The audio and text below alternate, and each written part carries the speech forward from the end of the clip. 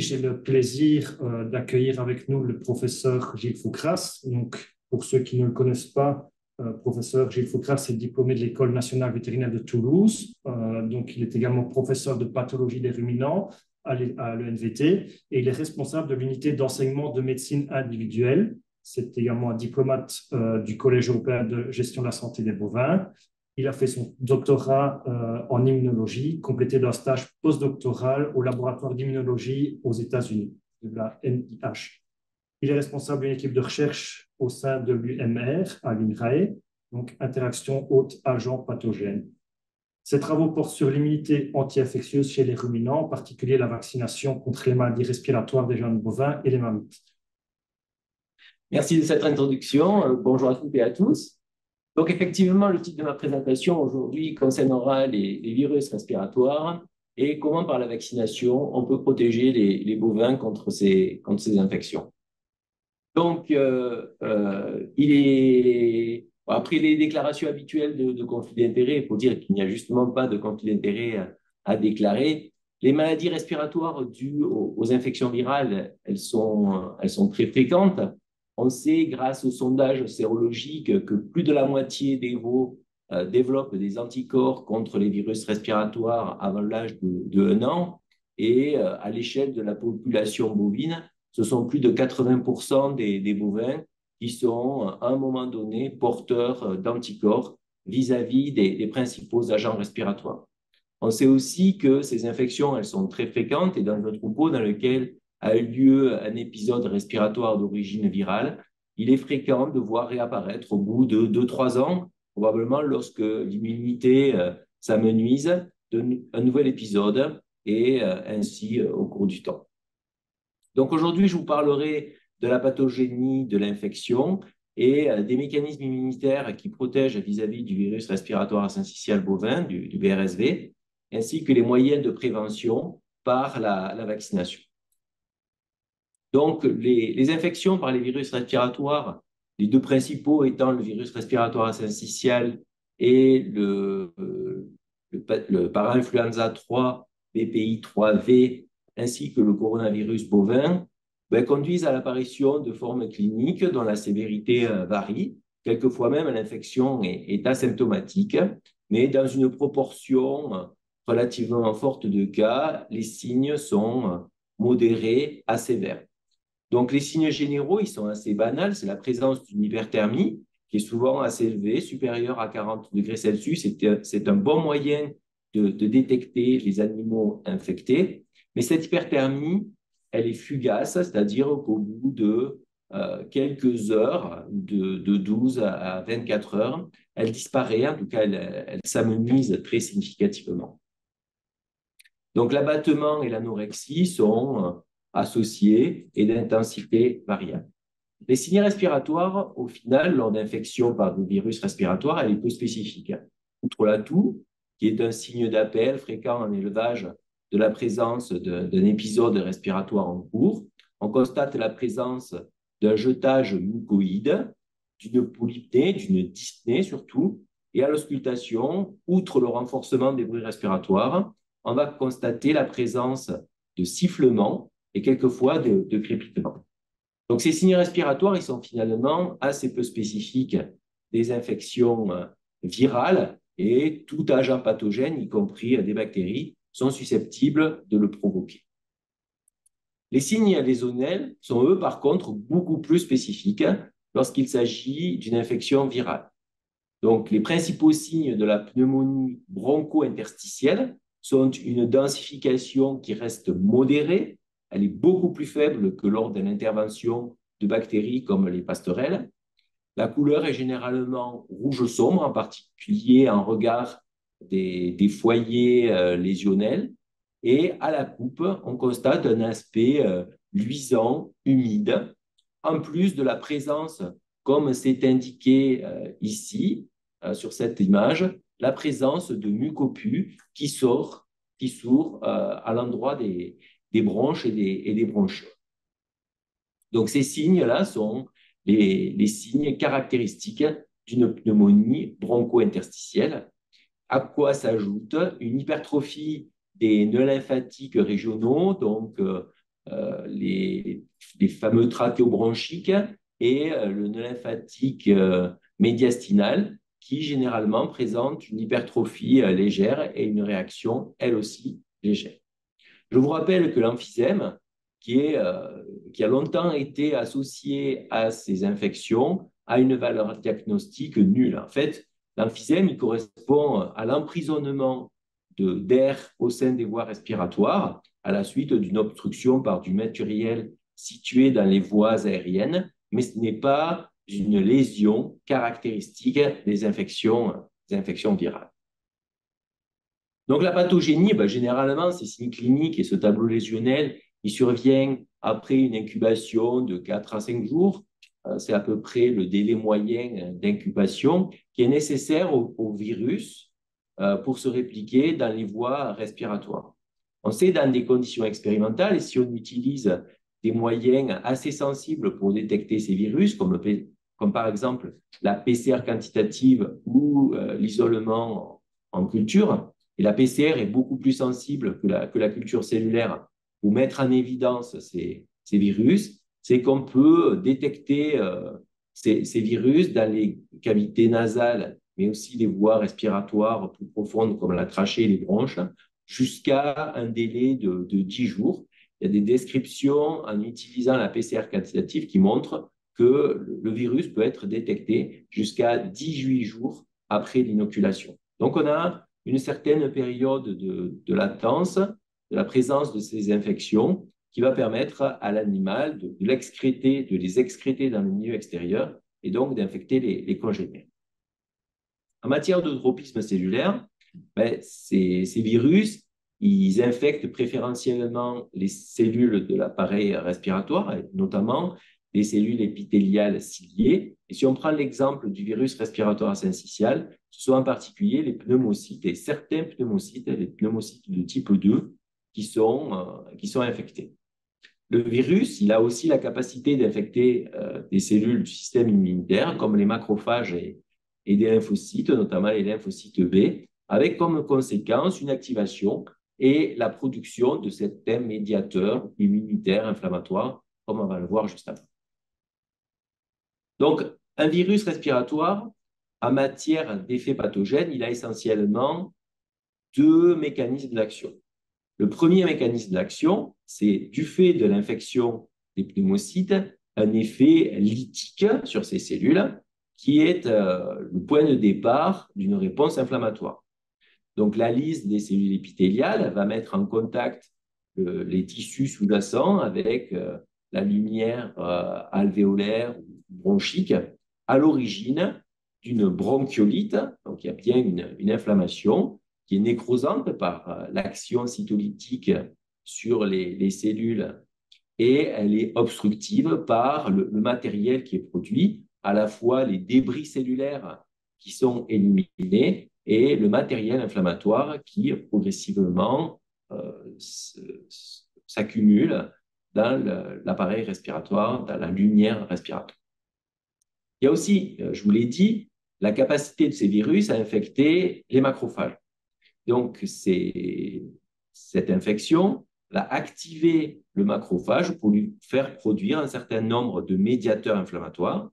Et ça va avoir conséquence le recrutement de novo de cellules comme les neutrophiles, qui vont certes contribuer à éliminer les cellules, voire les bactéries qui peuvent être associées et qui souvent s'installent dans un deuxième temps après l'infection virale.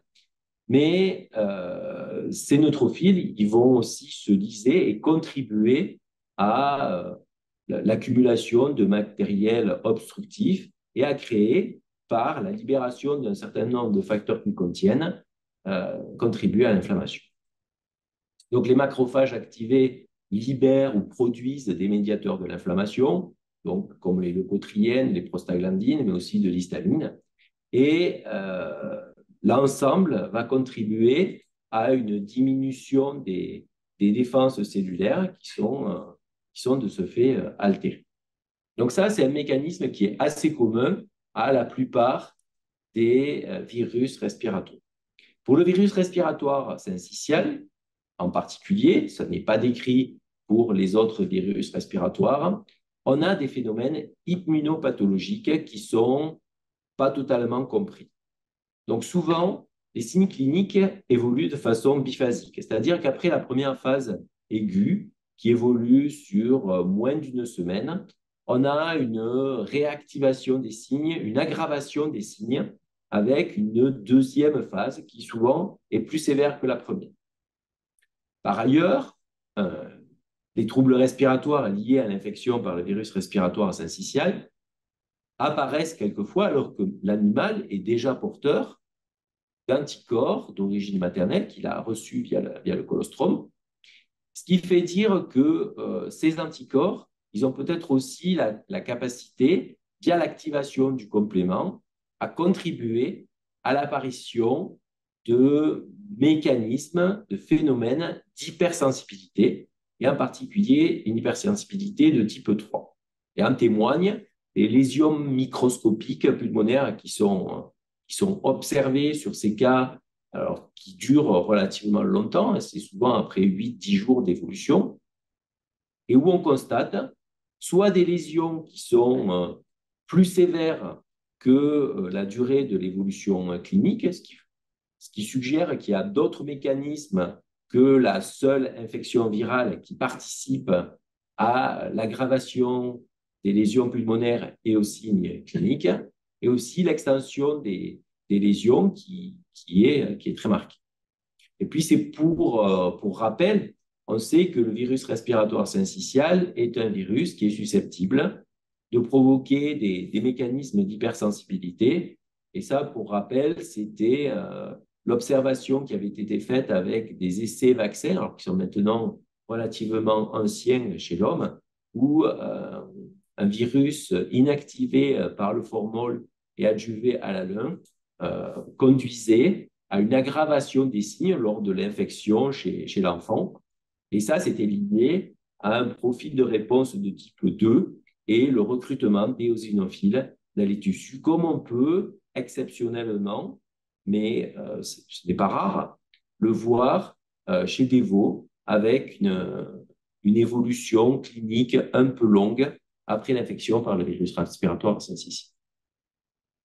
Donc, les deux principaux agents respiratoires dont on parle ici, ben, c'est le virus respiratoire syncytial, VRSV, et le para-influenza 3. Alors, ce sont des virus qui sont connus depuis longtemps, puisque pour le premier, le para-influenza 3, il a été décrit et isolé en 1959, ça commence à remonter, et le virus respiratoire syncytial bovin en 1970. Donc, la classification de ces deux virus a un peu évolué. Précédemment, ils étaient tous les deux au sein de la famille des paramyxoviridés.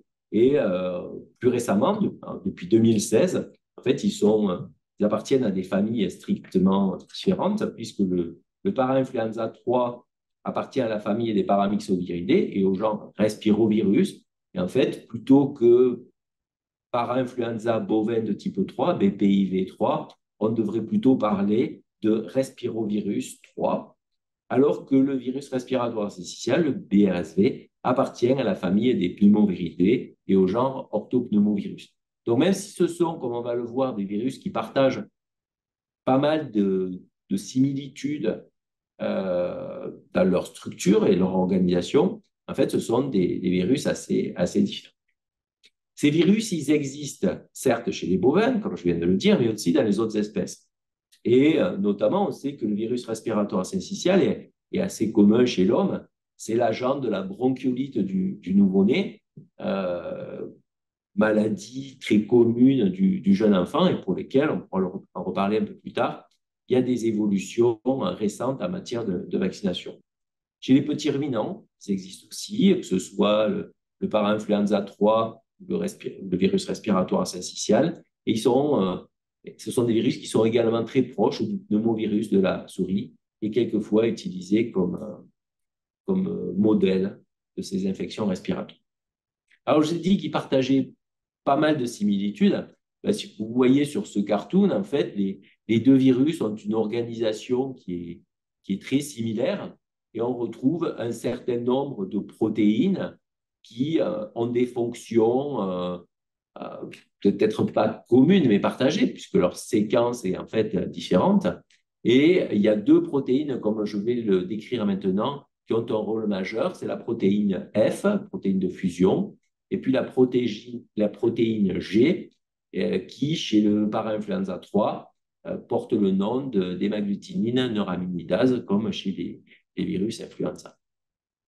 Alors, deux protéines majeures ici du virus respiratoire syncytial, la glycoprotéine G, qui a des fonctions d'attachement, c'est celle qui permet l'interaction entre le virus et les cellules, probablement en se liant aux acides sialiques exprimés à la surface des cellules. Et en fait, elle existe sous deux formes. Une forme qui est ancrée, attachée aux cellules, et une forme qui est sécrétée. Et probablement que cette forme sécrétée, elle a aussi des fonctions dans la réponse immunitaire en modifiant, en orientant le type de la réponse. Donc, cette protéine G fait partie des deux protéines majeures, en plus de la protéine essentielle qui est la glycoprotéine F, F pour fusion, qui est une protéine, comme vous le voyez ici sur la structure tridimensionnelle, qui existe sous la forme d'un trimère. Donc, les trois protéines identiques s'associent pour former cette belle structure géométrique. Et la protéine F, elle est indispensable à la réplication du virus ici.